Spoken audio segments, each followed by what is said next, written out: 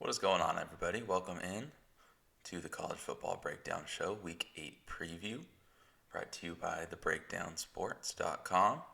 I'm excited to get this one rolling. It's about 5:30 in the morning here on the West Coast, but we got a lot of college football to get to. DraftKings took forever to get their slate open. I couldn't see any pricing or anything, so it just came out. I just pumped out an article, and now I'm trying to get this video out in time to you.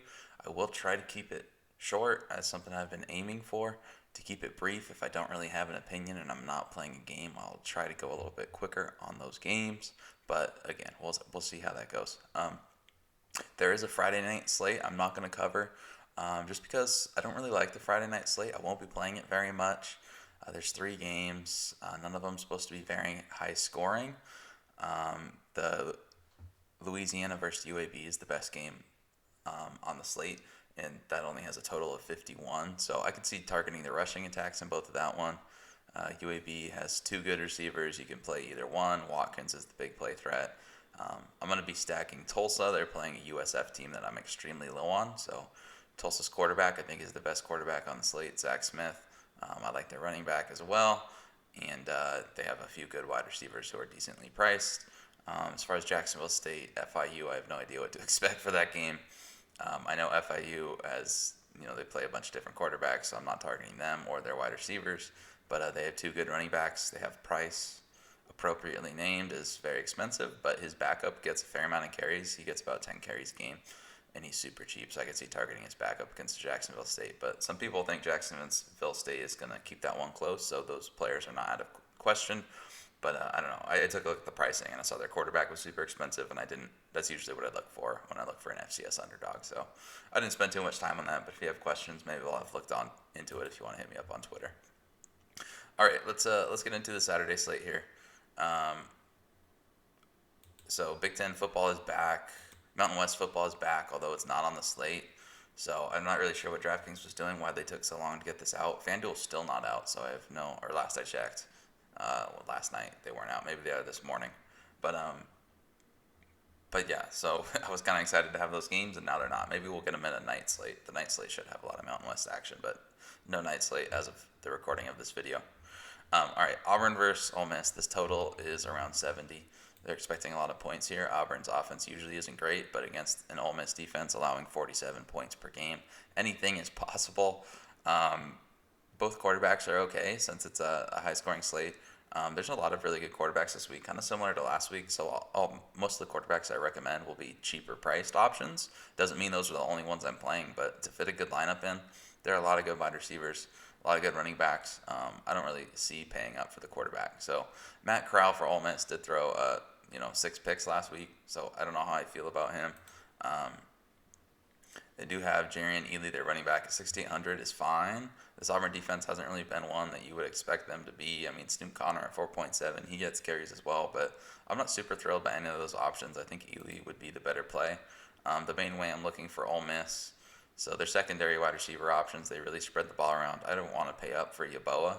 He could return value, but a tight end at 7.1K, I think I need you to be Kyle Pitts to pay up there. Maybe that's just a thing for me, but he kind of laid a dud last game too, so I'm not paying up 7-1.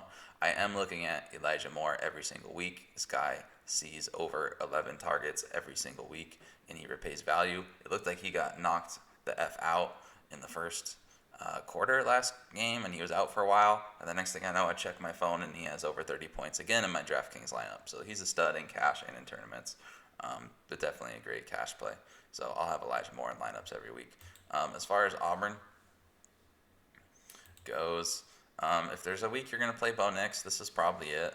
I think I would want his price point to be a little cheaper. But again, like I said, this Ole Miss defense allows 47 points per game. I'm probably going to be attacking the rushing attack more than anything. I think Bo Nix could get a rushing touchdown here. So he's worth mentioning. But I still think there are better options. He's not as cheap as I would like to see for, quite frankly, how bad he has played. This is a get-right spot if I've ever seen one, but every single week everybody's saying it's a get-right spot for Auburn, and yeah, we've seen how that's gone so far. I don't think they're a very good football team, to be honest with you right now. Tank Bigsby is where I'm going to be looking for this team. The rushing attack, like I said, Ole Miss is allowing over, I think it's 230 yards, 220 yards, something like that per game on the ground. They're averaging 6.2 yards per carry to opposing backs. Tank Bigsby is a very talented freshman. He has come over and he's taken over this running back room as of late.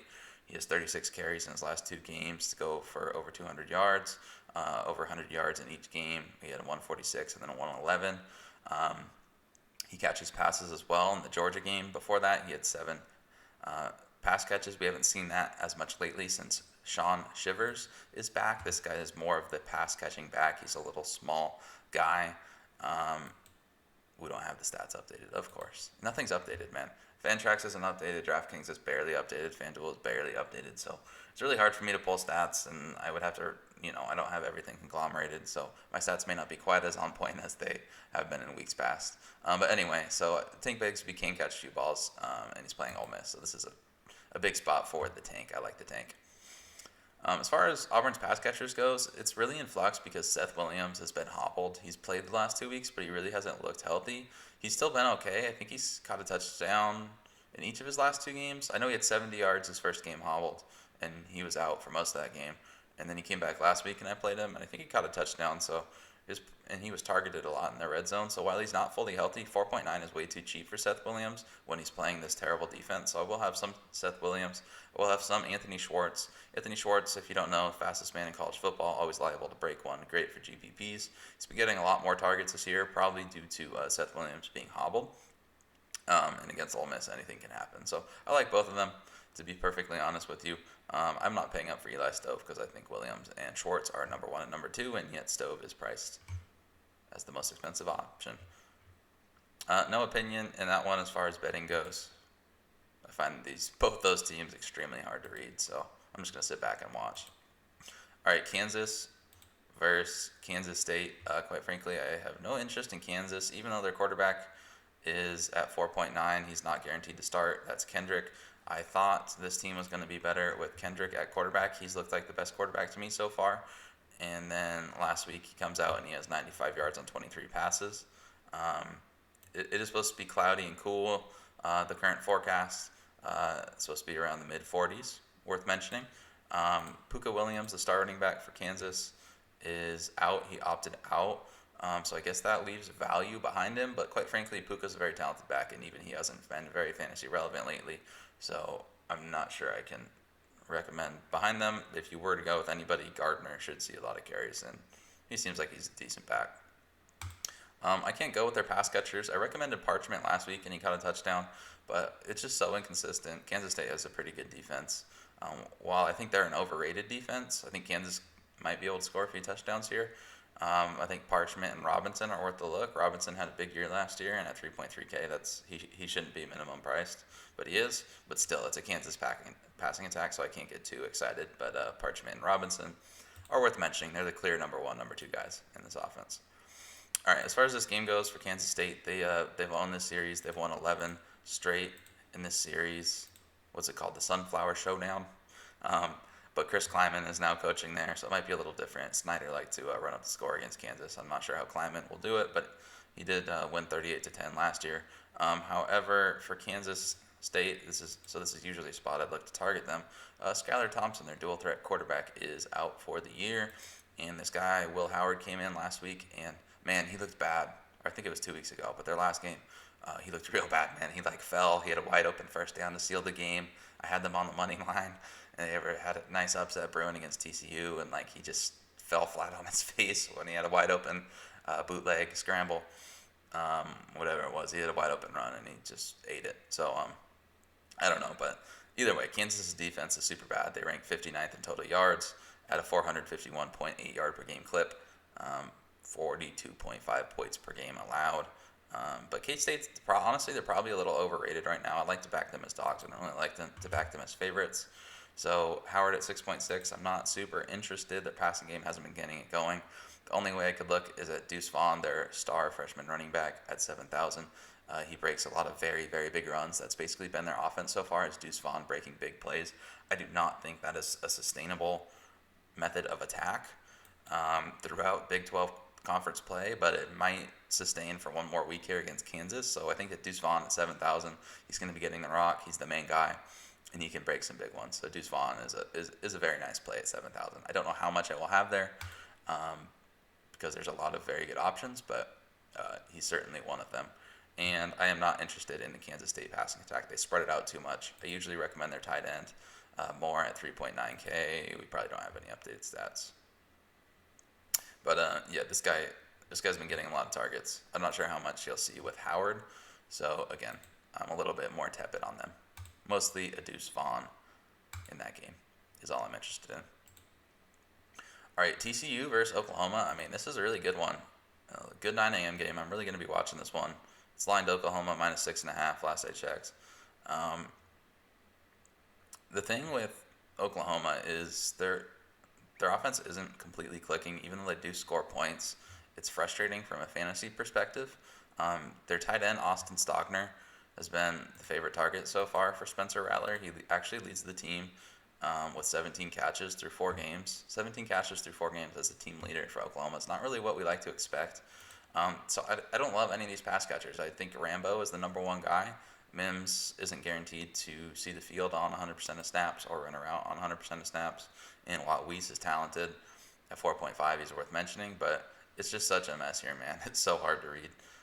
So I guess Rambo at 5.9, but I don't think I'm paying that this week. There are too many other good options. The running back room is also a mess. Lincoln Riley hasn't said whether Stevenson is going to be coming back from suspension or not. It's still up in the air as of this video. I do think Pledger at 6.4 is a pretty good play here. This TCU defense, while they're good, they're not exactly the TCU Gary Patterson defenses of old. So Oklahoma should be able to score points here regardless. I'd be surprised if they don't score 30. But, I don't love their options. And when you have a freshman quarterback, Rattler, who, in that Texas game, they put Mordecai in there for a little bit of the ball game. So if Rattler goes out there and turns the ball over 3 times, which he's been doing in every single game, he's not even guaranteed to see the field for a full game. So I guess that makes him like a contrarian GPP option, but I don't even think it's contrarian because he's an Oklahoma quarterback and people will probably be blind to playing him anyway. So I don't know. Rattler's fine at 8.5, but to be honest, that's the only way I'm looking for Oklahoma, which really surprises me. But I mean, when you look at it, they spread the ball out too much. Pledger again at 6.4 is okay. I like other running backs better, and we don't know if Stevenson's coming back. We don't know what his workload's going to be, but Pledger has looked fantastic. So I will have Pledger in some lineups as well. All right, TCU side of the ball, Max Duggan is a guy I like to mention. I like to target him when his price point is low.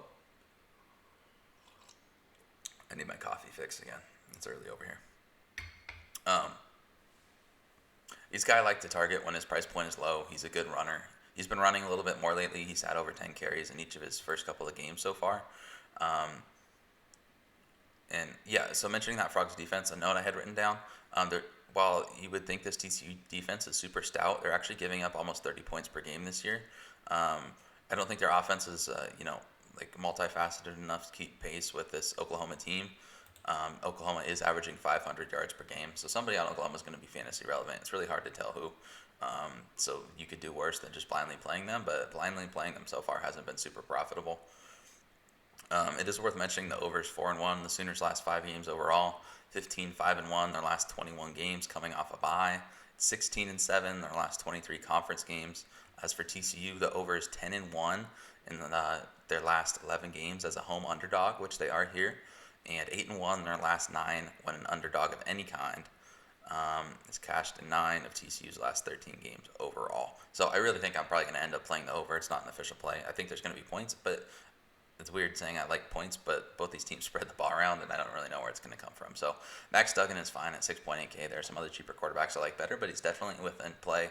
Again, I usually like to target him if he's like 6.5, 6.4K or below. So while it's only a couple $100 different, I mean, there's some really good quarterbacks in the 7K range usually. Not necessarily this week. Everybody's expensive. So I like Max Duggan in a game that could be a shootout.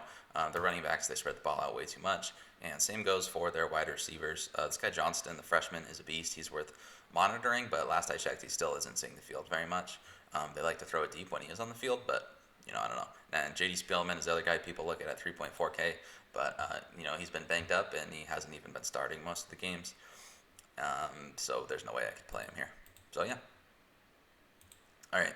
Syracuse-Clemson. Maybe I'm an idiot. I took Syracuse plus 46 in this matchup just because it was the largest spread Clemson's ever had versus an FCS opponent, and it's the largest spread underdog Syracuse has ever been against an FCS opponent. Shout out to Brad Powers on Twitter. he pointed that one out to me. So I'm playing nothing Syracuse. They have Rex Culpepper in at quarterback. If you want to play him against Clemson, go right ahead. They aren't going to be able to run the ball at all here. They're going to throw it deep to Taj Harris at least 10 times this game. So at 5.1K, sure, but I mean that's expensive to me for a bad team going against Clemson. So nothing on Syracuse. Clemson, I mean, I don't know what to mention at this point. If you don't know Clemson, then I don't know why you're watching this video. But they have a high-powered offense. I ended up playing a little bit of Trevor Lawrence and Amari Rodgers last week, and they're really good, man. Trevor Lawrence threw for, 400 yards and 5 touchdowns in the first half alone. He could do that again here, but I think they were running the score up on Georgia Tech, because that's always the question every week is how much is Clemson going to want to run up the score and embarrass their opponents. There was this stuff coming out about how they were pissed off at Georgia Tech because Georgia Tech brings their free weights onto the field.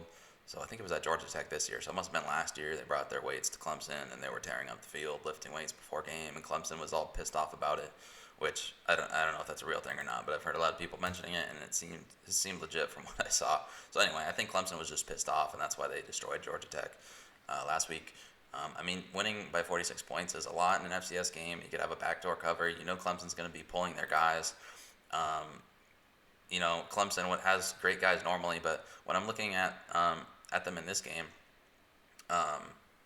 they have some banged up guys. I mean, DJU, their backup star, probably a future star, backup quarterback, he's injured. He's unsure if he's going to play. The coaches have been very tight-lipped. And then this backup, I'm not going to try to pronounce that. Actually, I am. Famachan, he played last week. I guess he broke his hand, non-throwing hand. But either way, we don't know if they're going to play.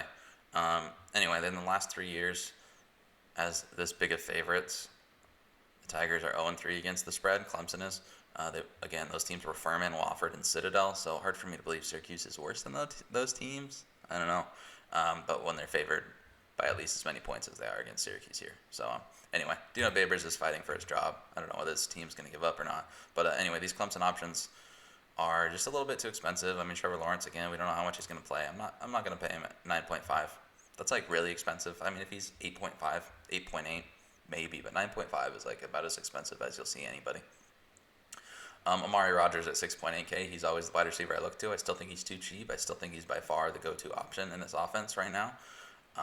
Anybody under him is in consideration, but they've really been rotating. We thought this guy Nada was going to come out and be a factor, and then all he had was a 6-yard reception. So I mean, at 3,000, maybe they'll be getting him more involved. This is a good matchup to get him involved. So I think Nada at 3,000 is at least worth a look. But again, I don't know how much he's going to see the field. Powell at 3.6. I think he got a touchdown last week. He's okay. I don't know what the upside is. Ladson at 4.5.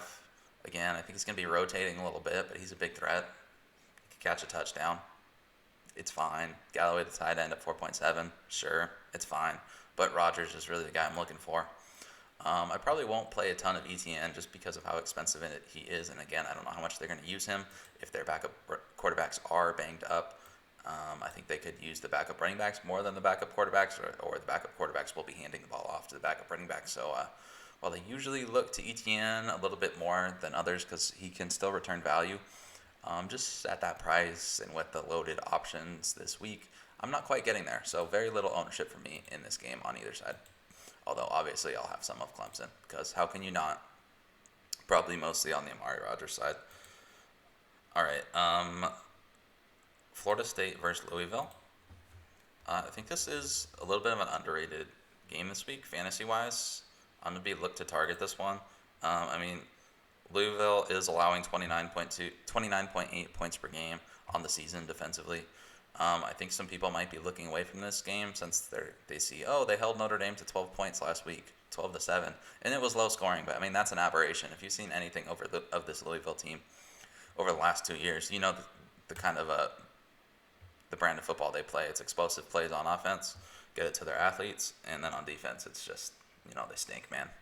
They can get some sacks and tackles for loss, but overall, they're pretty weak in every category.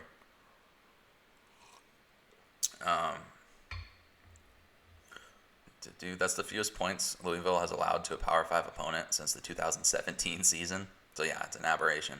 They allowed 46 points in a loss to Georgia Tech, so far this year, 47 points in a loss to Miami. Teams are rushing the ball for 171.8 yards per game against them, throwing for 207, while Louisville does have 14 sacks through the first 5 games. Again, that's really what they go for. So I do like Jordan Travis at 6.7K. He's not a core player or anything, but this guy can really run the ball.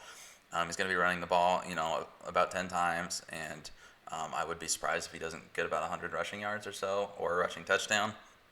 So he's in play here. I like him in the Max Duggan price range.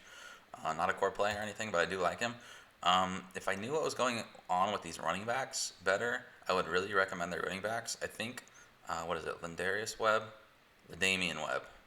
My bad, LaDamian Webb at 5.1K. It looks like he's been taking over control of this backfield a little bit more week by week. There was a game where Corbin only had 2 carries. I thought Corbin was going to be the guy transferring in here from Texas A&M, but Webb has looked like the better guy to me so far. So Webb at 5.1 going against the sieve of a Louisville defense has to be mentioned. The pass catchers, I'm not targeting the pass catchers. Maybe I'm behind the 8 ball. Maybe I haven't done my research. Again, I haven't watched tape on every single game this week. It's been busy, so I didn't get to watch tape of their game against North Carolina. I saw they had a few wide receivers breaking big plays, but again, I didn't watch the tape, and I don't know who it's going to be this week. I'm just being honest here.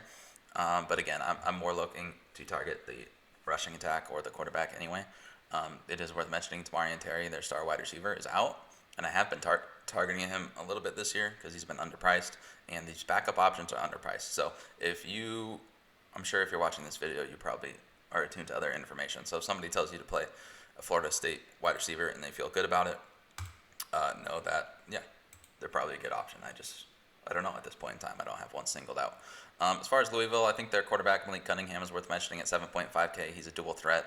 However, he's been a little bit off this year, and he hasn't been running as much, so I think there are better options below him. I would rather play Travis in this matchup than Cunningham. I'm going to have a ton of Javian Hawkins at 6.6K, the running back for Louisville. This guy sees a ton of rushes. He sees a ton of carries. He's a true workhorse. He sees about 65% of the team's carries. He has 100 carries on the year through 5 games. That's about 20 per game. Or exactly 20 per game. And no other running back has seen over 20 carries all season, so he's the unquestioned workhorse. Be very surprised if he doesn't go for 100 yards. This Florida State defense has given up about 190 yards per game on the ground at over 5 yards per carry.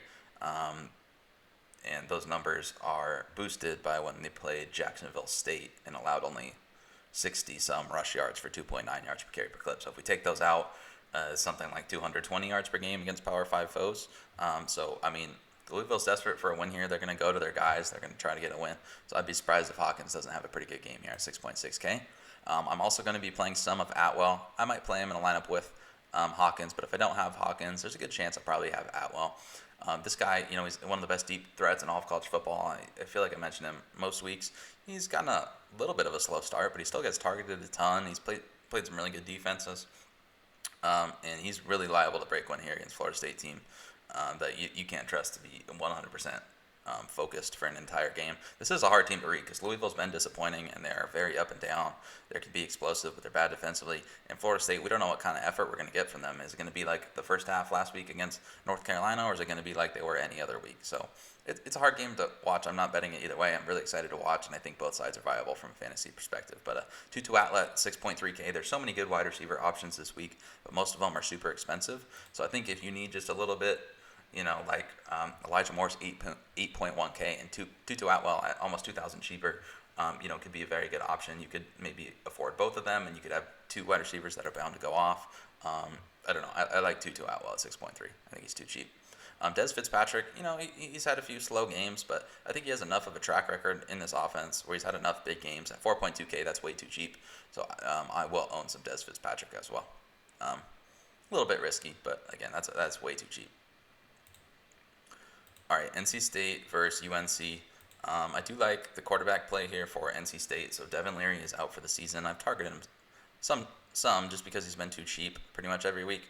And now Bailey Hawkman's pretty much in the same situation. This is basically a value play. I do not think Bailey Hawkman's as good as Devin Leary, but this UNC defense has really been beaten up. Virginia Tech scored, 45 points? They scored over 40 points against them. And then Florida State put up 31. And they kind of took their foot off the gas pedal, but Florida State was moving the ball on them. So This UNC defense is definitely not a shutdown defense by any means. And this is a rivalry game in which NC State is, like 15.5-point underdogs.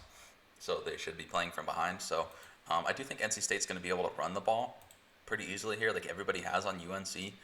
But they spread the ball out to their running back, so I don't have a super strong opinion. I do think Zonovan Knight is the best running back here, but Ricky Person also gets carries, which cuts into a little bit. So Zonovan Knight's okay. But regardless, I do think they're going to be able to move the ball. And basically, Hockman is about as cheap as you can find a quarterback, so I like him as a super flex option. He's had some starts before. He runs the ball every now and then. He's already has a rushing touchdown on the year. While he's not a great runner, it's worth mentioning for a guy at 5,000. So yeah, they'll play with some pace and they'll move the ball up and down the field. So at 5,000, I got to fit him into a few lineups. I don't love the pass catchers. I think he's so cheap that it's not really worth stacking because I'm not super confident in any of their pass catchers. A MIZZ at 4.8 guy or Angeline at 4.2 are their top options. As far as UNC, I feel like I'm targeting UNC like too much this week. They've had some games where they've been okay, but burned me just a little bit. So no way I'm playing Sam Howell at 7.9K. This team is, quite frankly, they're better at running the ball than they are at throwing the ball at this point in the season. Probably their path to success is to keep running the ball more. Like they ran for 399 yards against Virginia Tech, and they ended up coming out with the win. And then last week they seemed to get away from the rush a little bit while they were in a hole. I think if they would have just kept running the ball, they could have ran all over that Florida State team. And while they did have to get away from it throwing, I don't know. I think they could have got to 31 just running the ball.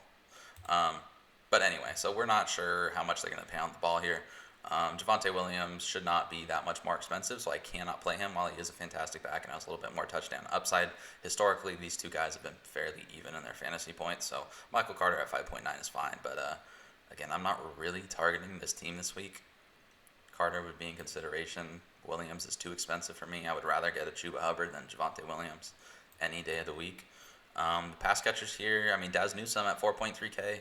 You can go back to him. He hasn't had a good year, but still at 4.3K, that's just begging you to take him. So yeah, I'll throw him in there. He's seen 7 targets each of the last 2 weeks, so he is out there a little bit. He is getting a little bit more involved. He's still a very dynamic threat. He still went for over 1,000 yards and 10 touchdowns last year. And while it seems like he's quite clearly not going to have the year he did last year, he doesn't need to return value at 4.3K. Diami Brown's fine. He's been by far the better wide receiver of these two so far this year. But again, I don't love him at 6.2K. I don't know how much work he's going to get. I could see him having a game in like the 10 to 20 point range, but I'd be a little bit surprised if he goes off just because I'm not sure what the volume's going to be. But he's viable every single week. All right, moving on. Bama versus Tennessee. I'm skipping over Tennessee because if you don't know what's up with this Tennessee offense,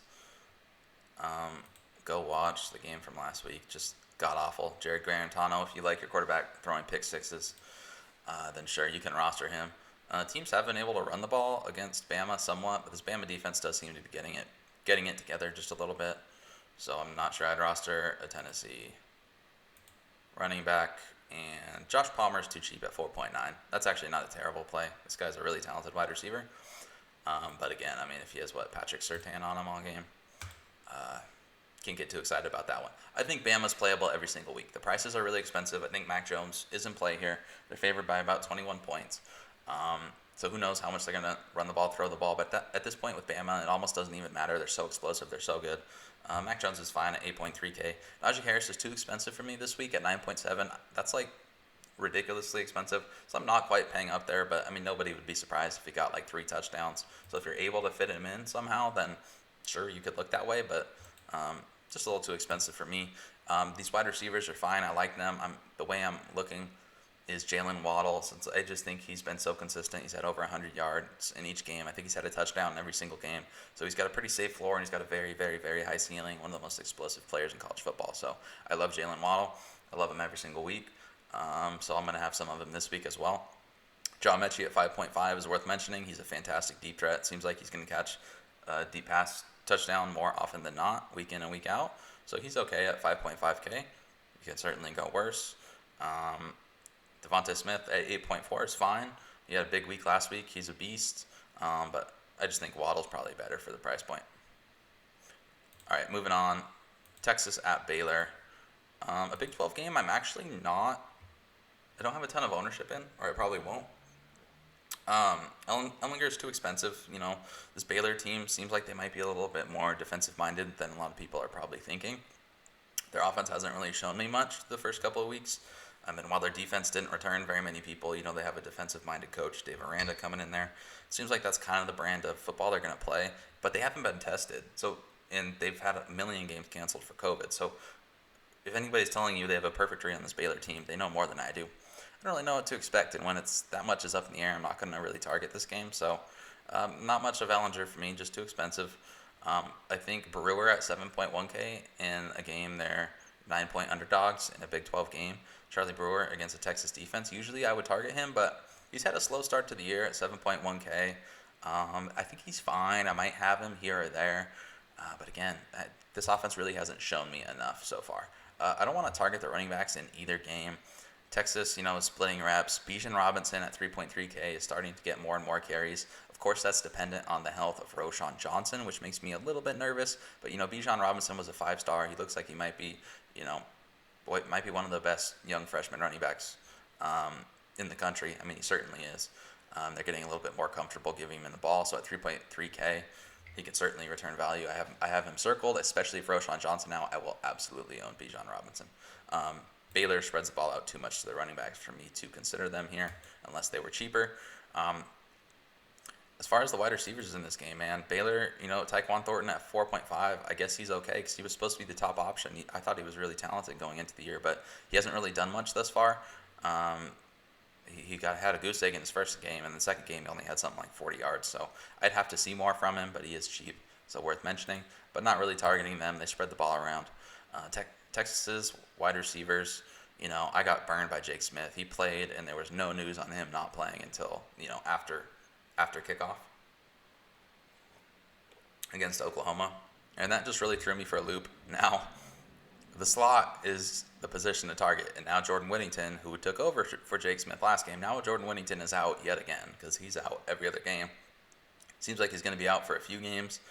Last I had checked, I hadn't even gotten confirmation that Jake Smith had practiced yet this week. So while he's listed as probable, I don't know. And when we know we're not going to get news because we didn't get any news last game, I can't play Jake Smith because if he puts another goose egg on me, I'm going to feel like an idiot. So if you're playing 150 lineups, you want to throw some Jake Smith in there, okay, but it might be a goose egg. And on the same line of thinking, if Jake Smith doesn't play, Brendan Schooler at 3.7K is going to be one of my favorite options of this week. But again, that's totally contingent on something that I basically can't even monitor with any confidence. Because Schooler would be playing in the slot, and he's had some productive games when both of those two were out. I'm not interested in Brennan Ingles. He still has a drop problem. He's still splitting reps a little bit. They rotate their wide receivers. So I think Josh Moore is fine. He's their only wide receiver I kind of trust at 7K, but even him I don't completely trust. So I think Josh Moore, if anything, this week, and then Schooler if the other two are out. But I actually, not a lot of ownership in that game, which I was a little bit surprised. Going into the game, I thought I might have some ownership. All right, Oklahoma State versus Iowa State. This is a fantastic game. Really looking forward to this one. They're both undefeated in Big 12 play. So this could have some big ramifications. So I think it'll be a close back-and-forth affair. Of course, a lot in Oklahoma State depends on the health of their quarterback, Spencer Sanders, dual-threat guy. Sounds like he's been alternating reps in practice. I would imagine he plays. He injured his ankle against Tulsa in their week 1, really threw their season for a loop. But here they are. They're still alive. It seems like they're getting better each game. So hard to trust him when he's a mobile quarterback with an ankle injury, possibly splitting time. However, that's a very good price point in a week with not great price points at quarterback especially. So he's okay, but only if you're risky. I'll say right now I set like 3 lineups and he didn't make it into either one, but I strongly considered him every time at 6.4K. That could really help you here. I think Iowa State's defense is a little overrated. They have a good defense. Don't get me wrong. I think they're pretty good. But I think they're just a little bit overrated. I think their stats have been padded a little bit so far this year. Chuba Hubbard, Oklahoma State, absolutely playing a ton of Chuba this week. People seem to forget he is fresh off of a 2,000-yard season with over 20 rushing touchdowns. While their offense hasn't been clicking too much, I mean, they still run a lot of plays, and they still run the ball 65% of the time, and Hubbard is still one of the best running backs in the country. So I like Chuba Hubbard. I love him this week. He's the 7th highest priced running back, which I think is kind of laughable. He's even the 2nd highest priced in this game behind Breece Hall, which I also think is a little bit laughable, although I love me some Breece Hall. Wide receivers, their secondary options when we don't know who's going to be at quarterback, it's really hard to tell. Dylan Stoner probably catches a few passes at 3.6K if you really need salary relief. Tylan Wallace at 7.3 looks like he's back to his old normal self. He's a viable wide receiver 1. I like Waddle over him at a similar price point, but so it's kind of hard for me to fit Wallace in my price range when we have guys like Moore, Elijah Moore, and who did I just mention, and Waddle in the same slate. But if you want to be a little alternative, maybe go Wallace at 7.3, maybe go Atwell at 6.3, and you still kind of get 2 wide receiver 1s for a cheaper price. That might be not too bad of an option. But yeah, nothing crazy there on Oklahoma State for me. As far as Iowa State, I mean, Brock Purdy has a decent price point. This Oklahoma State defense has been fantastic, but then you take a look at the teams they've played. I'm probably going to get this wrong, but they played, Tulsa, Kansas, and West Virginia, something like that. So their stats are way overhyped. At the same time, I was high on this Oklahoma State team going into the year, mostly because I thought they were going to have the best defense they've had in a long time. And it still looks like they do. They have a lot of returning talent. They have a lot of experience, production back there. But it's still a Big 12 game. There could still be a lot of points, is what I'm saying.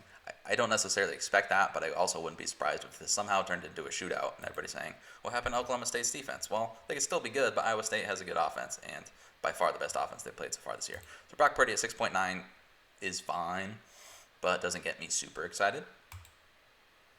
Breece Hall at 9,000 is just too expensive. He's somehow more expensive than he was last game against Texas Tech when I played him all over the place. Breece Hall is fantastic.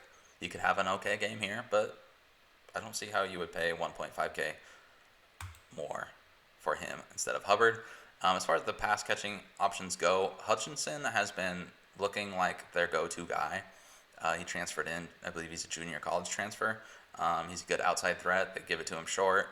They haven't been giving it to him deep as much as I kind of thought going into the year, but I think he's going to see more and more targets as the year progresses, so he's fine at 5.5K. But Charlie Kolar remains underpriced. I think they're just not updating their prices here or something. I'm not sure what's going on. But one of the better tight ends in all of college football. I played him last time out at, 4K, 3.9K, something like that, and he got a touchdown. So Charlie Kolar at 4.1K is definitely in consideration here as well.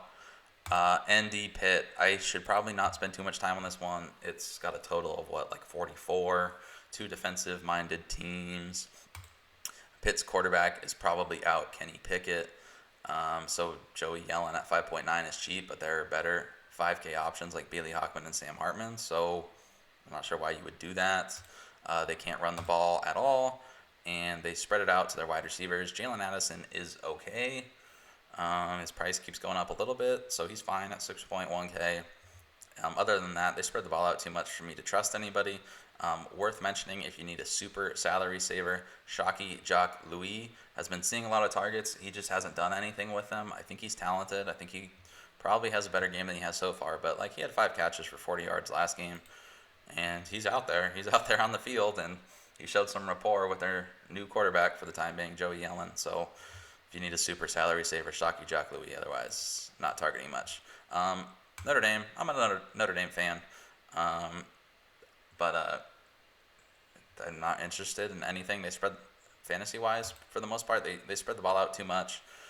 So none of these wide receivers are viable. I haven't checked the up-to-date targets, but as of last week, nobody had.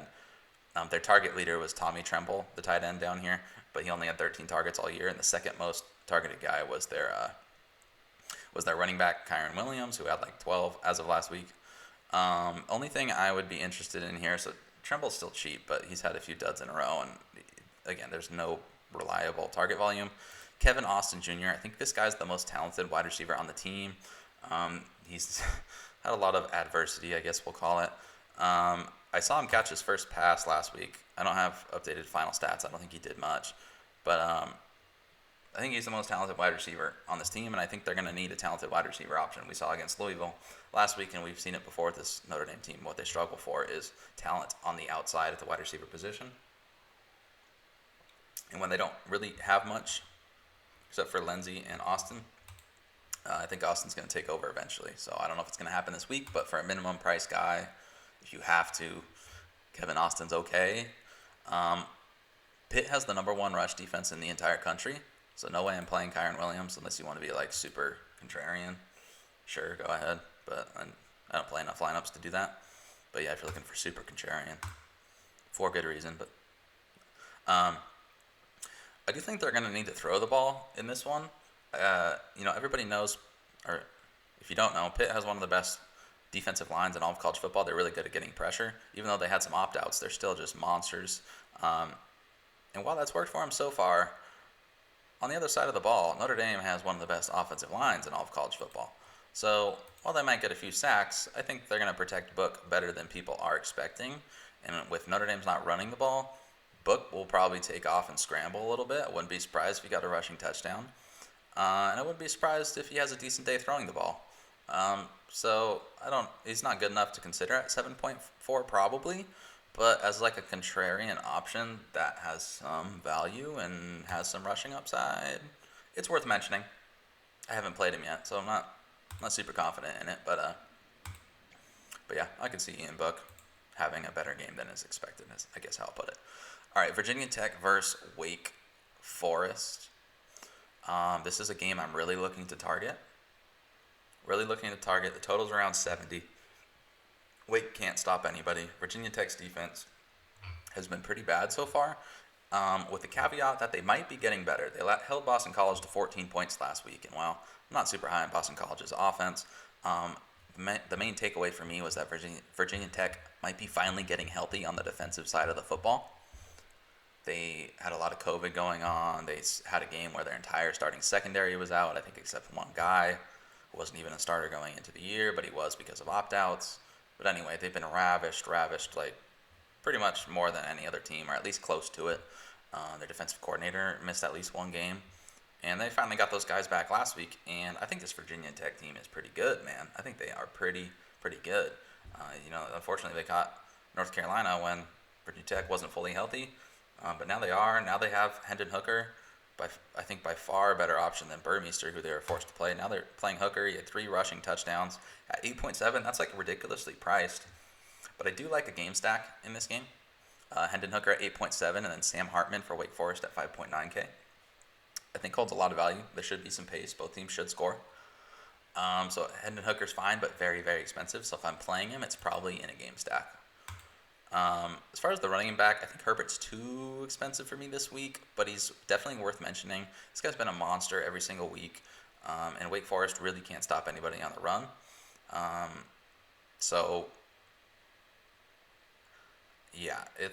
He's so expensive that I'd rather play Hubbard, and he's more expensive than Travis Etienne. So I probably won't own him this week. But, the opportunity's clearly there. It's just the price point is through the roof. I think they're spreading the carries out a little bit more than people probably think. And with Hooker back, it's worth noting that Hooker had the 3 rushing touchdowns. He's probably going to eat into Herbert's workload. Virginia Tech is not a team that's looking to feed their running back unless they have to, I think. And when they were playing, their second and third string quarterback early in the year, that's when they fed Herbert. But now that they have their quarterback back and Herbert's carries went down, I don't think that was a coincidence at all. So probably no Herbert for me this week. The pass catching options, I'm not really looking to stack. I think Mitchell's too expensive at 5.6. I've been an advocate for him when he was in the 4K and below range, but nothing here. And Trey Turner, I think probably their best wide receiver is questionable, so no look there. If I'm playing Hooker, it's just as a one-off. Wake Forest is a team, they're still way too cheap.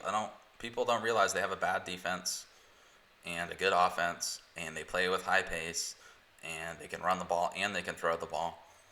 And they're usually probably going to be playing from behind this year, which is like a perfect fantasy script. And while he's no Jamie Newman, he's still in an offense that has absolutely capable of producing. I went over it last week. I won't go over it too much this week because I played him last week, and he was okay. He had 300 yards and a touchdown, which is great for that price point. He's going to have a big game eventually. And even if he doesn't have a huge game, I'd be very, very, very surprised if he doesn't return some sort of value. Again, they're probably going to be throwing more than they have because in their first couple of games, these fantasy points per game are way depressed because they didn't even have to throw the ball at all. They were just running it all over very weak competition. Virginia Tech's favored by 9. Might be more than that. they're favored by over a touchdown. So they're going to have to throw the ball more than they're used to. The running backs are fine because you can run on Virginia Tech. But these guys split carries, and if Walker was cheaper, I would play Walker. I think he's the better back. So he shouldn't be that much more expensive than Beal Smith. These guys were perfectly even split carries up until last week, and I know Walker saw more carries last week.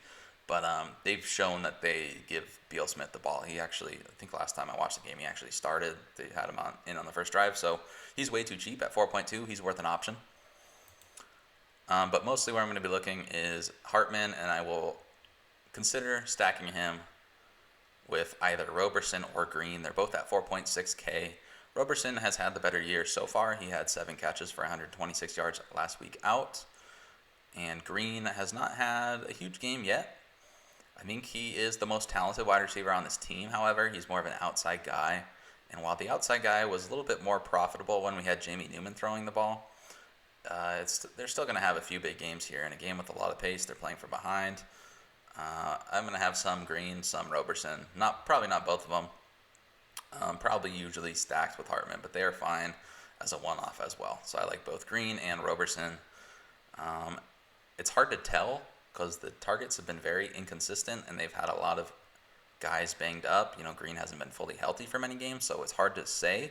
But I would guess Roberson is better for more catches, has a safer floor, whereas Green is more of a tournament play. I wouldn't play Green in cash.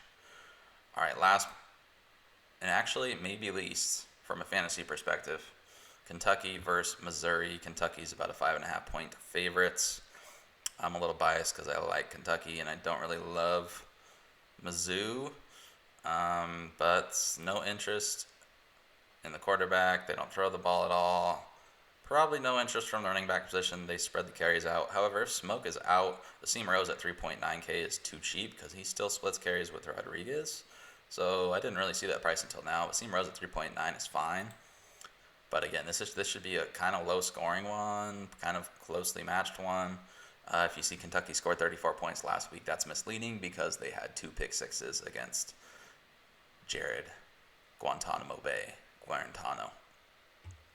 I will have some Josh Ali.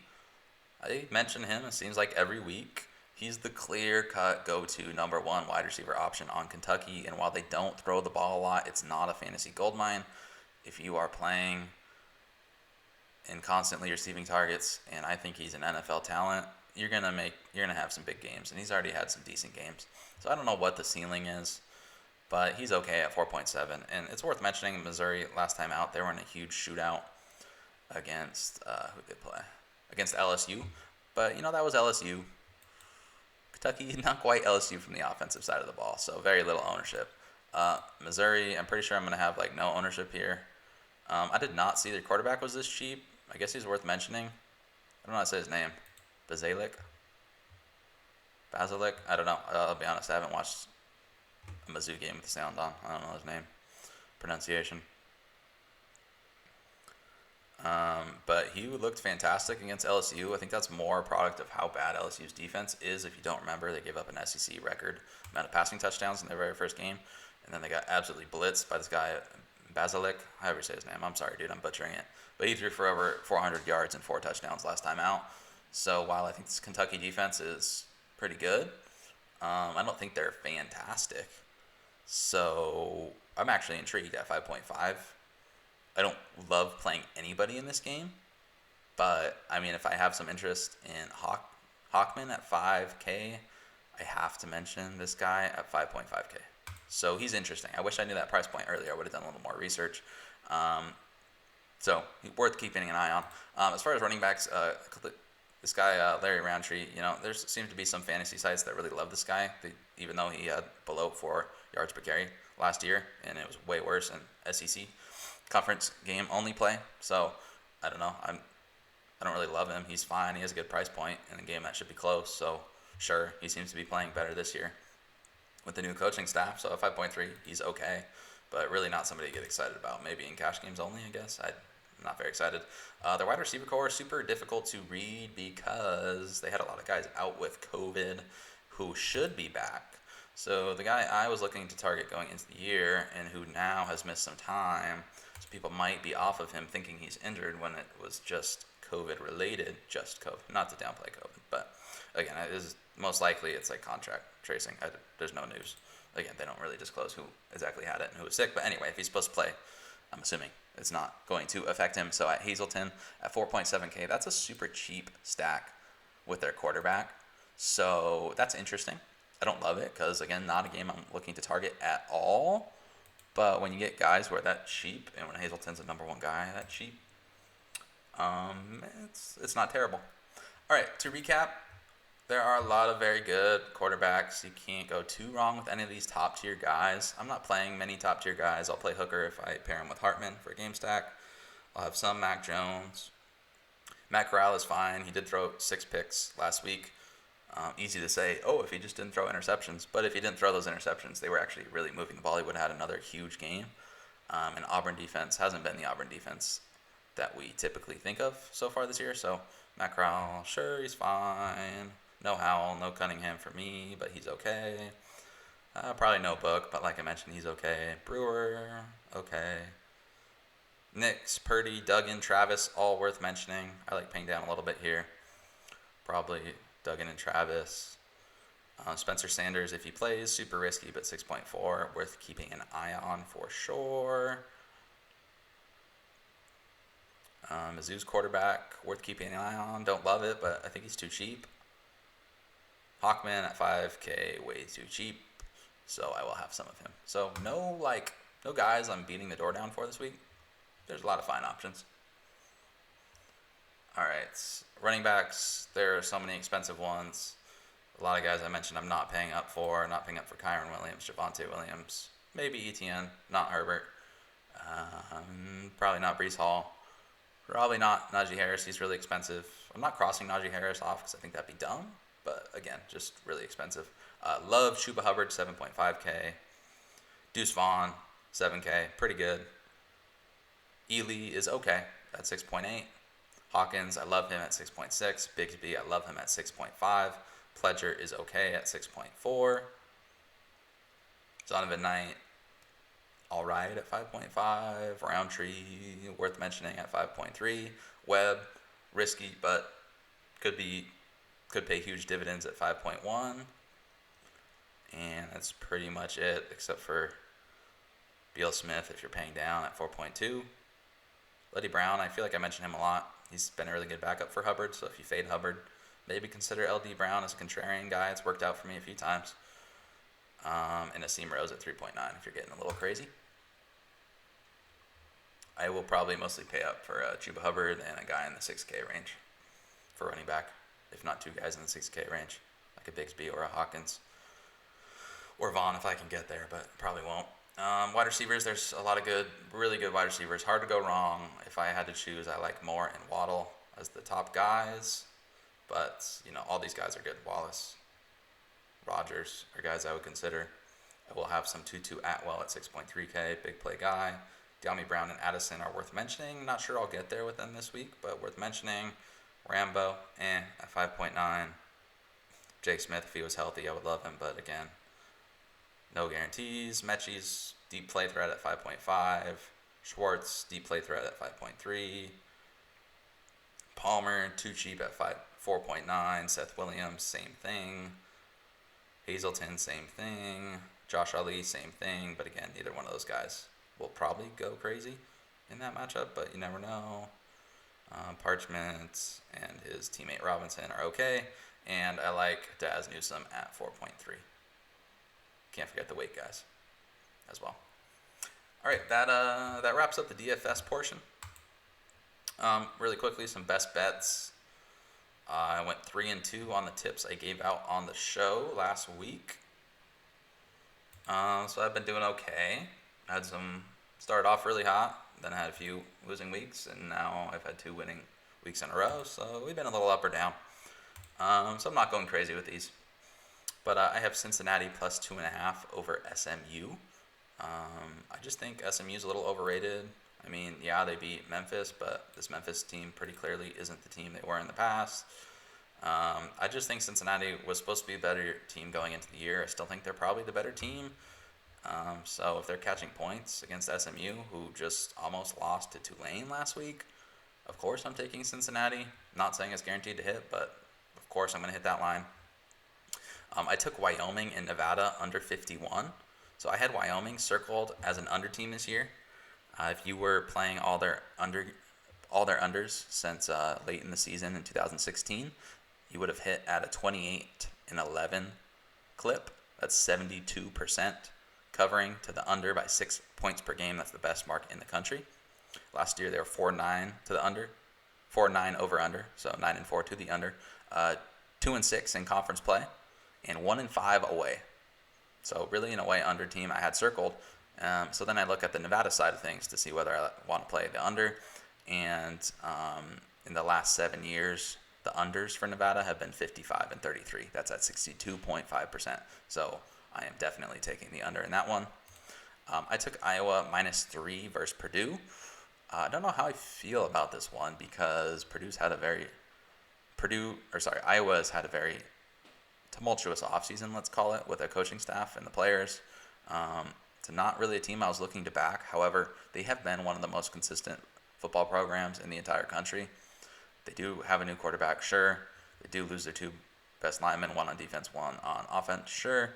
But, I mean, they were a fair amount better than Purdue last year, and now Purdue is without their head coach, Jeff Brom, for COVID-related reasons. So that was too good for me to pass up. I also saw this stat that Iowa, as an away favorite, is on a 21-0 run, 17-3-1 against the spread. That's too good for me to pass up when that backs up me thinking they're probably still the better team. So I think that line is depressed because of all the other news, which may be for good reason, but too good for me to pass up. As far as some smaller bets, I put a half unit on Air Force -7 against San Jose State. I also put a half unit on the under 62 in that game. Air Force should be able to just probably run the clock out in this one. Let's see if I have my notes in this one.